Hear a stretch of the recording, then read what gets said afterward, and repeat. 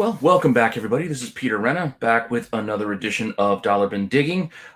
This week, it's an actual, or a rather light week of pickups for me, dollar bin wise, because I made pickups elsewhere, hitting more of those back issue bins and searching out those AWA upshot type books after our Axel Alonso interview. He got me really interested in trying to read all those titles. So I've been kind of looking for those more so than digging the familiar dollar bins from all the same spots that I like to hit up.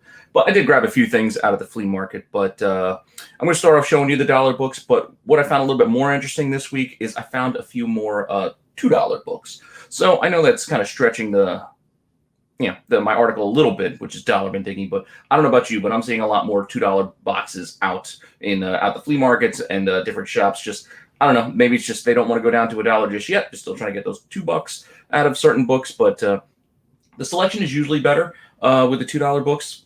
Unless it's somebody who really doesn't know what they have and they're just trying to get $2 out of the same 90s trash. And I'm not buying that, but I do find I'm a little bit more selective with $2 books more so than the dollar books. I know it's only a buck. It's not really that big of a difference, but I think it's just a mental thing in my mind. Like I am really free with what I'll grab. If it's 50 cents or 3 for $1, I'll pretty much grab anything because I don't care whether I have it, condition.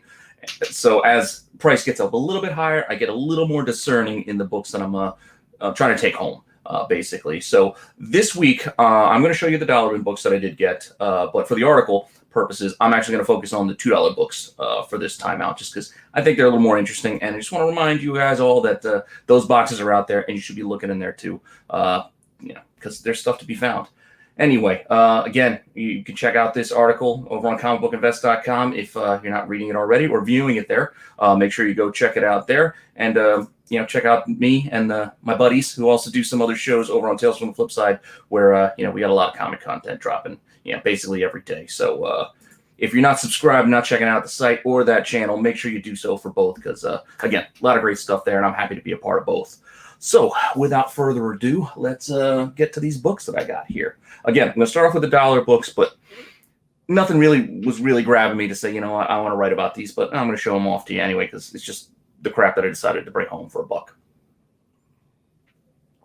I know I'm kind of downplaying with crap, but sometimes books are what they are. They catch my eye for one reason or another, like this Power of Shazam 4. Again, I just like this Mary Marvel cover. You don't see a lot of Mary Marvel covers. I know Shazam is kind of in the back of all our minds right now because, the first movie wasn't bad. I enjoyed it. And the second movie, who knows how far off that is. But we'll see her again. And again, this is a pretty cool cover. It kind of reminds me of one of her the older original Mary Marvel covers a little bit. But again, for $1, I was grabbing this Jerry Ordway cover. So, yeah, that might have been one I would have covered for a buck. But I don't know.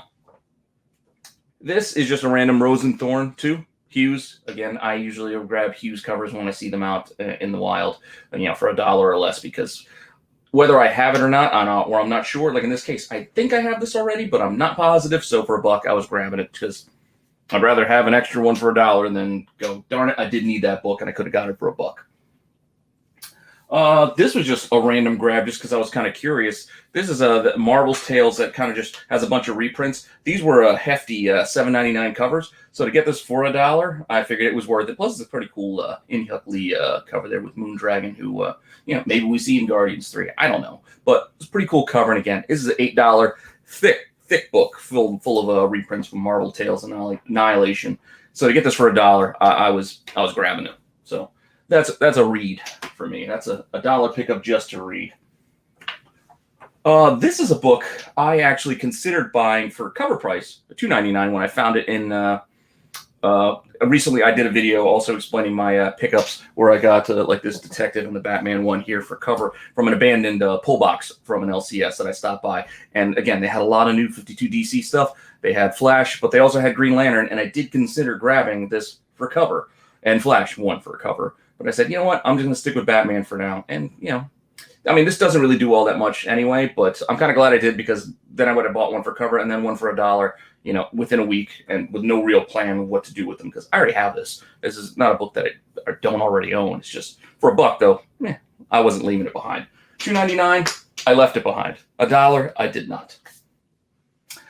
Next up, I was actually surprised to find these in the dollar boxes because at least one of the guys that I sometimes shop at the flea market, I think he's just getting like store overstock, and some of the stuff is pretty recent.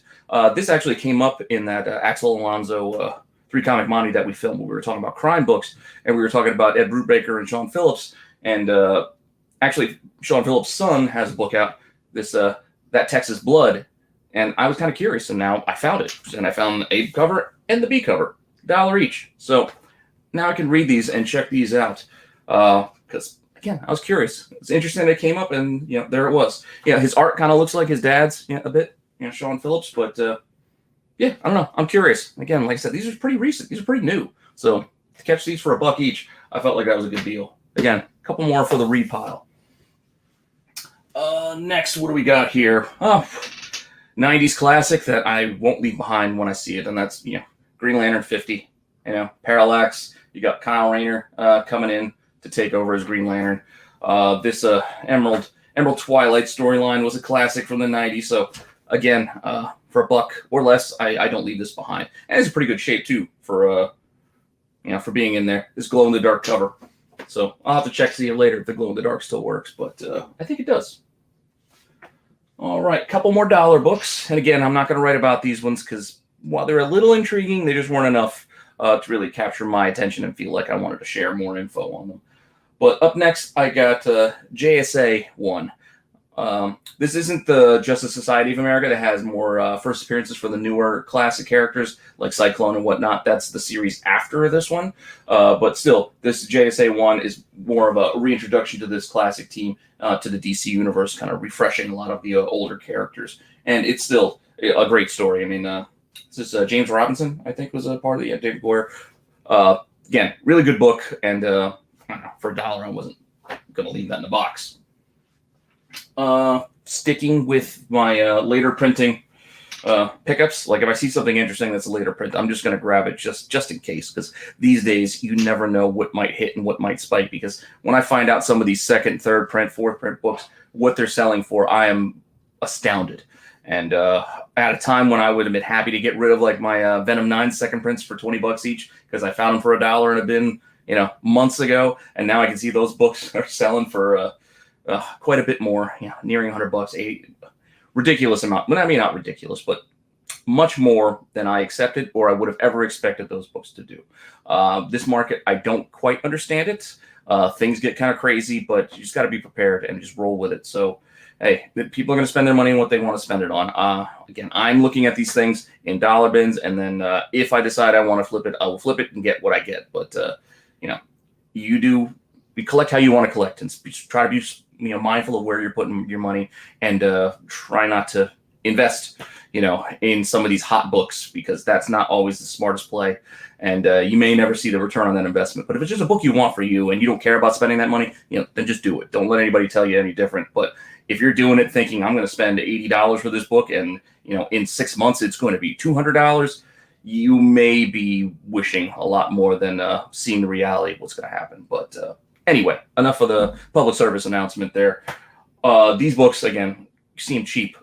Just take a chance. So I grabbed these House of X 4th prints, House of X 2, and Powers of X 2. I know these are heavily printed. They were, but this was a great story, both of them. And as the printings get later, I figured, why not take a shot for $1 each. And then lastly, my dollar bin picks were just I know this character's not coming back, but I grabbed Hardware, number one, and number one. These books from the Milestone books from back in the day. Bensi put out a pretty good article that was showing a lot of the first appearances in that Dakotaverse. So you might definitely want to check that out over on comicbookinvest.com and see what it's all about. But again, for $1, you can find a lot of these Milestone books in those dollar bins. So I'd keep an eye out there for Static and Icon and Blood Syndicate and all that fun stuff. And like I said, I don't think Hardware's coming back with the revamp that's coming, but I don't know. I thought the character was pretty cool, so I grabbed these anyway. Plus, this first one is a newsstand. Well, how people also love newsstands these days. So took a chance for $1. Anyway, so those are my dollar books, and I probably could have pulled 4 books out of that and wrote up a little something on each of them, and it would have been fine. But for whatever reason, I'm going to go stick with these $2 books just to do something a little bit different. I mean, after 100 and however many articles of these dollar bin diggings that I have done. I'm just trying to mix things up so I'm not rehashing a lot of the same stuff. But all right, so let's see what I got for $2. First things first. This was the only one that was in there from this run. I was hoping to find the whole year 2 storyline, but Batman 423 was in there for $2. It's a little beat up. There's some ticks, down the side, but still, for $2, I was taking this home. And this is actually the third print. There's a first and a second and a third. This is the third print. You can tell you have to open it up to actually see the difference between the second and third print. But the first print will either have the newsstand, UPC, or the Batman's head down here. The second and third, I believe, both have this this little note, the DC Comics note down here in the box. So that is a quick way to tell whether it's first or a later printing. But to get the difference between second and third, I believe you got to open up and look on that first page to see. And like I said, this is third print, which is still not cheap.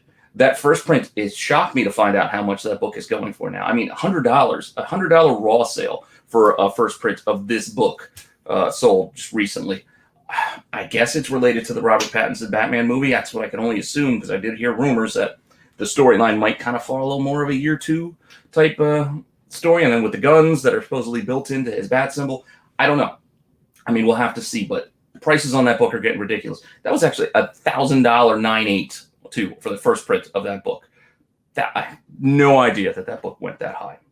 But to that end, read the article if you want to get more on the numbers, because I can't remember them all off the top of my head, but writing them down, they're all there. Also, for $2, basically, I got 5 books, 5 for 10 for this one guy. So I'm going to go over the 5 that I bought there, covering a couple of them, and then I found something else from another seller there out of the flea market. But so out of the 5 for 10, I grabbed that Batman book. I also grabbed this first issue of Teen Titans Go. Now, I love Teen Titans Go. It's just a great show. It's a great cartoon. I can watch it with my son. He's 7. He's going to be 8 soon. We can get it. It's funny. It's humorous. It ties into the DC universe. It hits all the right chords for me. I enjoy it. And again, I am glad to have something I can watch with my son. That Night Begins to Shine stuff is just the best. But this is the type of thing, nostalgia-wise, where down the line, my son will probably end up looking for a book like this as he gets older. Like all the people collecting more of the Turtles and the Power Ranger stuff right now, the He-Man and G.I. Joe and Transformers, all the nostalgia that's capturing kids of the 80s and of the 90s, it's going to hit eventually for these guys too. And these kids' books aren't that easy to find. And when you do, they weren't heavily printed usually. And if they're given to kids, I don't know about kids but my son wrecks his books. I try to explain to him how to care for his things, but he's a kid. He doesn't care. He just wants to read it. These books get beat up. So if you can find a clean copy of a kid's book like this, you've done well. So that's another one I'm looking to do. Up next, I just took a flyer. Again, these are $2 each. I didn't know much about them. I kind of bought these in a blind just because I don't see these very often. And I grabbed 3 Sonic books, and these are all related to Knuckles. So the one I'm going to probably do is this Knuckles #1, which is the mini-series. And it's a newsstand, which is kind of nice. But this is the first mini-series of Knuckles. His first appearance is in a Sonic, I think, 13 or 14. I think it's 13. But this is a first solo, I think, mini-series for Knuckles. And that movie did well. So I assume we'll see a sequel, and we'll probably see them add characters like Knuckles and Tails into that Sonic universe to grow it. I mean, that's what they do. You merchandise, you add more characters, you make it bigger, you make it better, whatever. So I grabbed that issue 1. I grabbed issue 2 of that mini. I could not find issue 3, but I did find issue 1 of what ended up being the ongoing of Knuckles after that. And you can see, look, I guess they bought this at the record shop, which is a store that closed down that's in Jersey. But again, $2 for all these. I just took a chance. These Knuckles books, they don't sell for that much, but there's random oddball ass that are kind of high. Sometimes they sell for a little higher. It's very inconsistent, so it is what it is. You just kind of, like I said, I took a flyer. I didn't know what they were selling for. I didn't go pulling out my phone, checking prices or anything like that. I just, I was buying these on the fly, and I was like, you know what? I'm going to gamble, even though they're $2 and not my dollars. I just took a gamble, and that's what I grabbed. So I'm probably going to do the one Knuckles book and the other 2. So I have one more for you. And the one more thing I have for you is actually a magazine. And this is just a reminder that you shouldn't just bypass magazines when you see them out there, because you don't know what you're going to find. There's a lot of great series and runs, even first appearances you can find in magazines from Star-Lord's in there. There's great books in the Epic series. You got Fooms you might be able to find out there. And this, again, I got this $2. I got this Vampire Tales 3, which has a pretty awesome Morbius cover here, but it also is the second, I think, full appearance of Satana, who first appearance was in, I think, the issue preceding this one, but so this was their second appearance. It still does all right, and especially this is in a really good condition considering, this is a magazine from a ways back. So this is the kind of thing that you just don't want to just skip over just because the magazines flip through. You never know what you might find, and because there's some good stuff out there. So $2, not $1, but still well worth it, and still cheap enough, I think, to kind of keep that bargain bin idea that I try to cover here, because I'm just trying to give you books that are cheap, or that you might find in the cheaper bins, whether they're $1, quarter, $2 boxes. It's just stuff you should just recognize and try to recognize, and think of ideas and themes of like last issues and first appearances, first issues, and look for variants, look for newsstands, look for all those fun things that it's just fun, makes the hunt fun. So when you're digging in a box, you can find those things out there if you just look and know what you're looking for. You can't always rely, again, on apps, phones, lists that you might have. So you just kind of want to train your mind to kind of pick up on some of these ideas and just trust yourself, trust your instincts. And if you fail, it's $1. So what do you really got to lose? $1? You could do a lot worse. Anyway, I hope you enjoyed this little video. I hope you enjoy the article that's coming tomorrow. And keep comic collecting fun. Let's just be safe, be smart with your money, and this is all supposed to be fun, man. So I'll see you guys next time.